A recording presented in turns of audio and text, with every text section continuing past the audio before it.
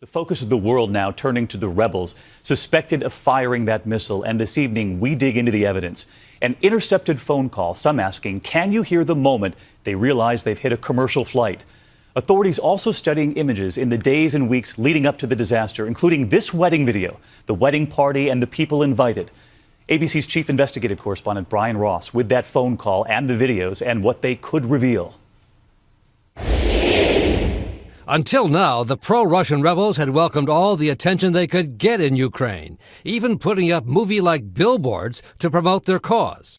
At this recent wedding of one of the fighters, the guest of honor was the top military commander, a Russian, not a Ukrainian, who uses the name Igor Strelkov, which means Igor the Rifleman. We know that he has a long-standing relationship with the Russian intelligence services. Under Strelkov's command, the separatist militia fighting in Ukraine has become known as a ruthless gang of thugs, well-armed and trained by the Russians, according to U.S. intelligence officials. The Russian government is seeking deniability by employing covertly Russian ex-soldiers, Rambo types. Today, Ukraine released this footage, it says, shows the actual SA-11 missile launcher near the scene right before the strike.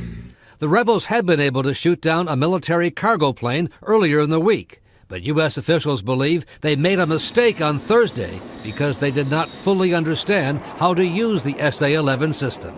They made a mistake and shot down what they thought was another Ukrainian cargo plane. In phone intercepts made public by Ukraine, a rebel commander first reported a military plane had been shot down. But then, as the first videos appeared online showing a passenger jet, Ukraine officials say the rebels realized their mistake, reporting it was a civilian aircraft, not military. Are there any weapons? One person asks. Nothing at all. Civilian belongings, medical scraps, towels, toilet paper. Told that the wreckage made clear it was a Malaysian airliner, another person answers, well then, it was bringing spies. Why were they flying? There's a war going on.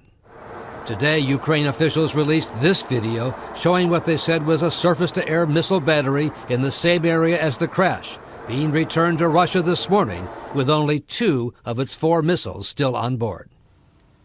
Ukraine says that means the cover-up by the rebels and the Russians is underway.